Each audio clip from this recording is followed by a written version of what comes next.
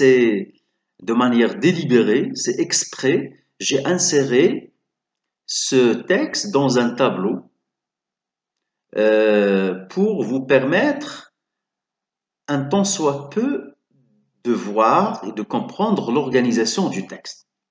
Alors, remarquez très bien, nous avons une première unité de sens, nous avons une deuxième, une troisième, une quatrième, puis une cinquième et une conclusion. Alors, essayons maintenant de répondre aux questions suivantes. Quel est le sujet abordé dans ce texte? Comme vous l'avez bien constaté, ce texte informatif nous parle de l'IRM. L'IRM, appelé également l'imagerie par résonance magnétique. On utilise l'IRM dans le domaine médical pour diagnostiquer des tumeurs, des lésions, etc.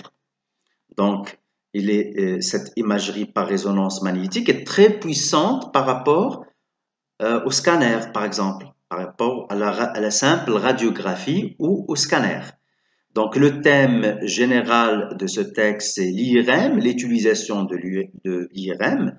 Comme vous pouvez le constater, le mot IRM est essaimé dans le texte, il est fréquent dans le texte, il est répétitif dans le texte, hein, il est répétitif, donc cela veut dire que c'est le thème principal de ce texte. Alors, quelle est l'ancienne appellation de l'IRM? L'IRM avait une appellation ancienne. Hein. Donc, avant, c'était la résonance magnétique nucléaire. La résonance magnétique nucléaire. Ce n'est qu'à partir de 1973 que l'imagerie par résonance magnétique est rapidement devenue la méthode de choix dans plusieurs domaines médicaux. Donc l'IRM est adapté à partir des principales techniques d'analyse utilisées en chimie, notamment la résonance magnétique nucléaire. Question suivante. L'IRM a été développé en quelle année et à partir de quoi? C'est une question très facile.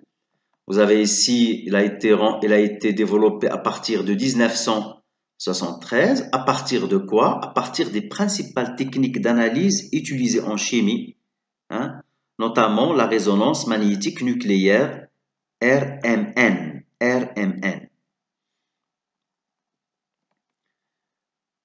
Question suivante.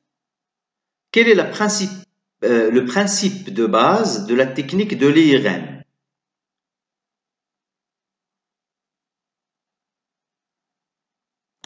Alors, dans ce paragraphe, c'est une unité de sens qui est réservée à des informations sur le fonctionnement de l'IRM, sur le principe ou les principes de fonctionnement de l'IRM.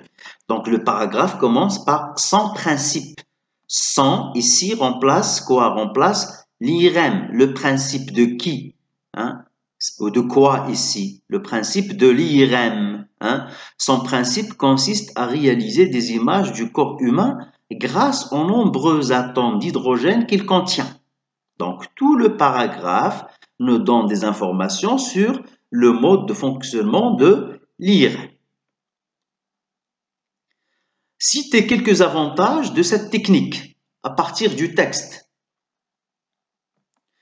Donc, parmi les avantages liés à l'utilisation de l'IRM, on peut parler de précision. Hein?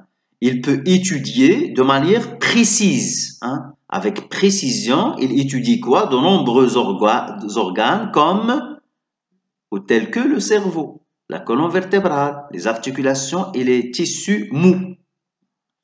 Elle est utile, hein, cette imagerie, elle est utile hein, lorsqu'une analyse très fine est nécessaire et que certaines lésions ne sont pas visibles sur les radiographies standards. Donc, on peut dire que la technique de l'IRM est plus efficace et plus performante que celle, par exemple, d'une radiographie standard ou de l'échographie. Donc, remarquez très bien que tout ce paragraphe nous parle des avantages de l'IRM, les avantages de l'IRM. La question suivante. En subissant un examen IRM, le patient court-il un sérieux risque? Le texte va répondre certainement à cette question. Donc, remarquez au niveau de ce paragraphe, on écrit que c'est un examen totalement indolore, c'est-à-dire qui ne provoque pas de douleur. Il est certes assez lent, un peu désagréable, mais il n'a pas d'effet indésirable. Hein. C'est un examen sans effet indésirable grave. La question suivante. Relevez du texte une définition. Bien évidemment, dans un texte informatif, parfois, on trouve des définitions. Définir, c'est déjà donner une information. Alors, une définition.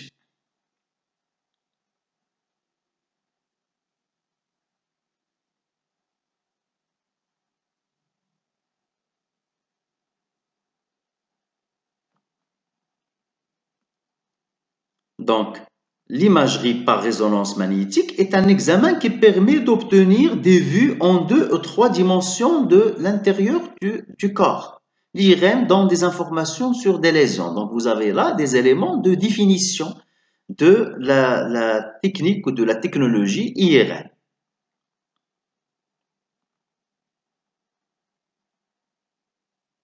Question suivante. Dégagez du texte une phrase relative. Une phrase relative. Donc, une phrase relative doit être introduite par un pronom relatif. Prenons cet exemple. L'IRM donne des informations sur des lésions, phrase principale, sur des lésions qui, pronom relatif qui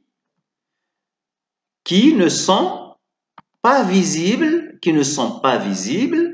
sur les radiographies standards. Donc, toute cette phrase que je vais souligner, c'est une phrase relative introduite par le pronom relatif qui. La fonction de cette phrase, c'est le complément plutôt de l'antécédent. L'antécédent ici, c'est lésion. Toute cette phrase qui est soulignée, sa fonction, c'est un complément de nom. Quel nom? Le nom lésion. Nous avons certainement une autre phrase relative. Les atomes restituent l'énergie accumulée en produisant un signal qui, encore une fois, le pronom relatif qui, est enregistré et traité sous forme d'image par un système informatique. Donc, cette phrase soulignée est une phrase relative. Elle est introduite par le pronom relatif qui. C'est un complément de l'antécédent. Ici, l'antécédent, le mot qui est placé juste avant le pronom relatif, ici, c'est signal. Donc, toute la phrase qui est soulignée, c'est un complément de l'antécédent signal. De l'antécédent signal. Passons à la question suivante. Quel est le ton dominant dans le texte? Rappelez-vous, lors de notre lecture du paragraphe ou d'un paragraphe informatif, nous avons souligné la chose suivante. Dans un texte informatif, le ton verbal qui domine, c'est le présent. Alors, vérifions maintenant dans ce texte.